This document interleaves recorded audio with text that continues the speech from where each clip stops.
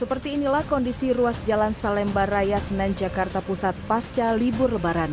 Kepadatan kendaraan terlihat dari arah Matraman menuju kawasan Salemba pada Senin pagi. Padatnya kendaraan yang melintas menimbulkan kemacetan cukup panjang. Kemacetan juga terjadi di Jalan Keramat Raya yang mengarah ke kawasan Gunung Sahari, Jakarta Pusat. Tak sedikit dari pengendara roda 2 maupun roda 4 yang nekat menghindari kemacetan dengan menerobos jalur bus Transjakarta. Ya terganggu nggak terganggu sih, namanya udah normal, ya kita jalanin aja lah. Aktivitas untuk keluar rumahnya, mobil pribadi jangan dipakai dulu lah, pakai angkutan umum aja lah. Saya dari Buaran. Dari Buaran.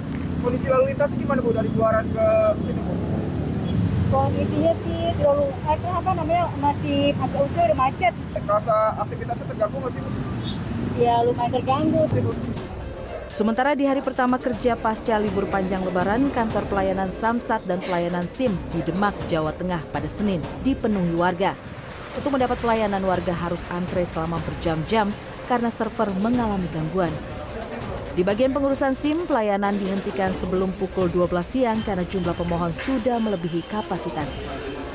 Dari tanggal 28 sampai tanggal 9 kita libur, pemohon SIM yang masa berlaku SIM-nya tanggal 28 sampai tanggal 9 bisa diperpanjang tanggal 10 sampai tanggal 17 Mei 2022. Seorang pemohon SIM baru mengaku harus menunggu cukup lama karena server data untuk foto pembuatan SIM baru mengalami gangguan. Cuma fotonya nantinya lama. Oh gitu. Udah nunggu berapa lama Mbak? Dari jam 9:30. Karena saya mau berangkat lagi ke kuliahan ya di Jawa Timur. Jadinya kayak dangdangan gitu. Oh gitu, kebetulan pas pulang ini ya. Antrean panjang juga terjadi di layanan pajak kendaraan roda 4 dan roda 2. Untuk menghindari penumpukan, Satlantas Polres Demak akan membuka pelayanan malam hari serta menambah jumlah loket. Tim Liputan CNN Indonesia. Libur Lebaran sudah usai, kendati demikian situasi arus lalu lintas di ibu kota masih terpantau ramai lancar, bahkan cenderung lengang pada Selasa pagi. Hari Idul Fitri sudah satu pekan terlewati, libur panjang Lebaran pun sudah usai. Kendati demikian arus lalu lintas di sejumlah lokasi di ibu kota terpantau ramai lancar pada Selasa pagi.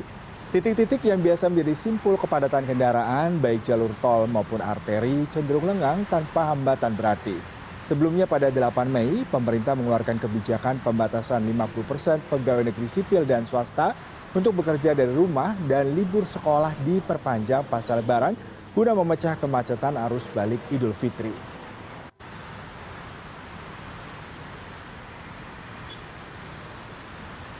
Kita tergabung dengan produser lapangan CNN Indonesia, Clarissa Aradia di kawasan Bundaran Hotel Indonesia, Jakarta. Ara, kalau kita bicara mengenai Jakarta, sepertinya meskipun hari ini sudah kembali normal, tetapi sejumlah kawasan masih lengang. Lalu bagaimana dengan jantung Jakarta sendiri, kawasan Bundaran Hotel Indonesia? Apakah terlihat kepadatan atau masih lengang di sana? Baik, selamat pagi Yuda. Dapat kami informasikan bahwa situasi terkini arus lalu lintas di ibu kota yakni DKI Jakarta terpantau ramai lancar, bahkan cenderung lengang namun tetap kondusif.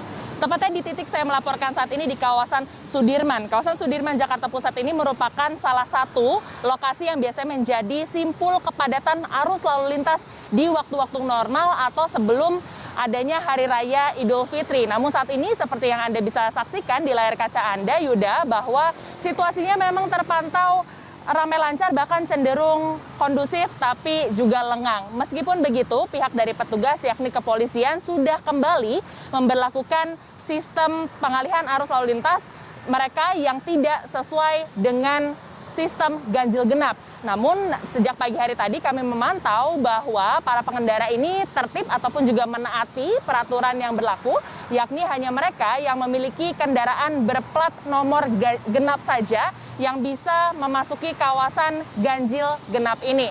Sementara mereka yang berplat nomor ganjil harus memutar ataupun juga memilih sejumlah rute alternatif supaya tidak terkena kawasan ganjil genap ini. Sementara itu juga adanya situasi seperti ini memang berbeda apabila kita bandingkan dengan di waktu-waktu normal. Mengingat kalau di waktu normal sebelum adanya Hari Raya Idul Fitri ini, pukul 6 hingga pukul 10 pagi hari nanti biasanya menjadi waktu-waktu krusial terjadinya kepadatan arus lalu lintas.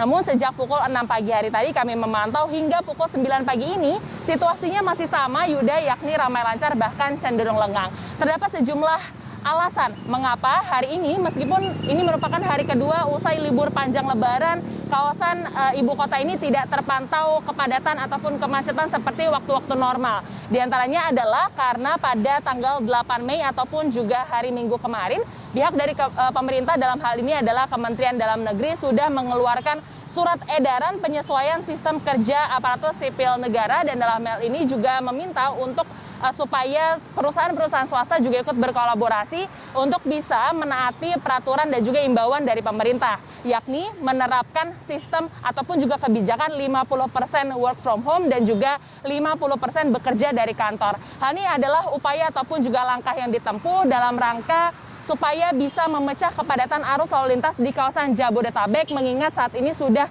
melampaui adanya momen arus balik Lebaran begitu. Hal ini juga sesuai dengan imbauan maupun juga saran dari Kapolri untuk bisa menekan laju kepadatan ataupun juga antrian kendaraan yang biasanya terjadi pada momen-momen setelah Hari Raya Idul Fitri. Kemudian juga adanya kebijakan 50% work from home ini sudah ditetapkan sejak tanggal 9 Mei hingga 13 Mei tahun 2022. Sejalan dengan hal tersebut juga pemerintah sudah memperpanjang adanya masa libur Lebaran bagi anak sekolah, yakni hingga tanggal 12 Mei tahun 2022.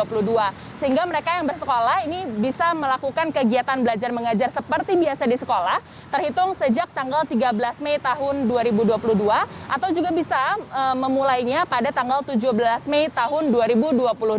Hal ini juga mengingat bahwa tanggal 16 Mei mendatang ini masih masuk ke dalam kategori libur nasional, yakni Hari Raya Waisak, sehingga pihak dari pemerintah juga mengantisipasi adanya lonjakan antrian maupun juga kepadatan pada momen libur ataupun juga akhir pekan mendatang, yakni sejak tanggal 14, 15, dan juga 16 Mei tahun 2022. Sementara kalau kita bisa melihat data yang kami himpun dari sejumlah sumber, diantaranya adalah pihak dari Jasa Marga menyampaikan bahwa pada momen arus mudik kemarin setidaknya terdapat 2.075.000 kendaraan yang melintas untuk melakukan perjalanan mudik dari kawasan Jabodetabek ke sejumlah kawasan di kawasan Jawa Tengah, Jawa Barat, dan juga Jawa Timur.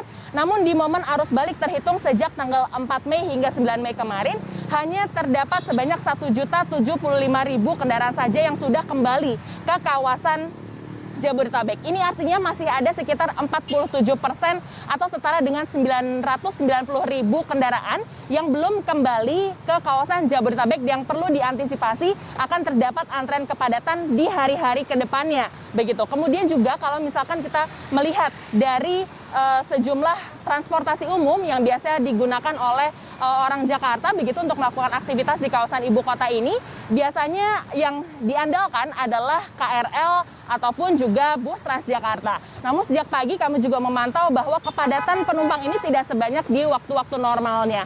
Hal ini juga sesuai dengan statement ataupun juga pernyataan yang disampaikan oleh PT KAI Daob 1 Jakarta, yakni bahwa pemudik kemarin terhitung pada tanggal 22 April hingga tanggal 3 Mei 2022, ini terdapat sebanyak 390.000 orang yang bertolak melakukan perjalanan mudik dari kawasan Jakarta menuju ke sejumlah rute, baik di kawasan Jawa Tengah maupun Jawa Timur. Untuk di arus baliknya sejak tanggal 4 hingga 9 Mei 2022 yang lalu, baru terdapat sebanyak 290.000 orang saja yang kembali ke kawasan Jabodetabek. Ini artinya masih ada sekitar 100 hingga 150.000 penumpang yang belum kembali, yang perlu menjadi antisipasi begitu adanya lonjakan penumpang dari hari ke hari yang masih akan terjadi di 3 sampai 5 hari ke depan. Kemudian juga kebijakan 50% WFH dan juga 50% bekerja dari kantor ini bukan hanya semata-mata untuk bisa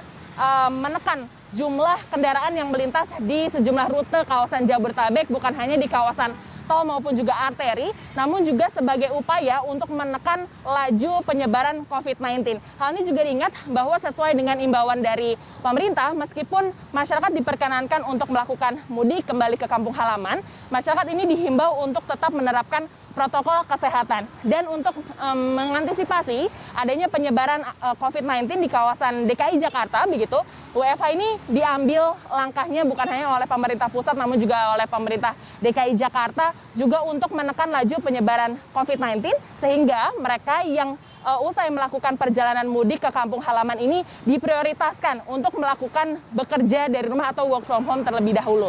Sementara mereka yang bekerja di kantor ini diprioritaskan mereka yang dalam kondisi sehat dan sudah melakukan vaksinasi booster ataupun juga dosis ketiga. Dan harapannya adalah mereka yang sudah sehat begitu dalam kondisi yang sempurna ataupun juga normal dalam hal ini bisa melakukan pekerjaan seperti biasanya, dan pihak dari Kemenpan RB juga menegaskan bahwa meskipun pihak dari pemerintah ini menyampaikan kebijakan 50% WFH dan juga 50% WFO begitu, pihak dari pemerintah tidak akan menurunkan adanya kualitas pelayanan kepada masyarakat. Hal ini juga sesuai dengan kebijakan dari pemerintah, yakni sistem pemerintahan ini seluruhnya sudah berbasis elektronik dan seluruh layanan administrasi dan juga kesehatan ini tetap akan diberikan secara prima oleh pemerintah kepada seluruh masyarakat. Baik, Ara, terima kasih untuk laporan langsung Anda yang sangat komprehensif. Pada 150.000 pengguna jalan yang akan kembali ke Jakarta. Bisa dibayangkan Jakarta akan macet lagi dalam beberapa hari mendatang. Selamat bertugas kembali, Ara.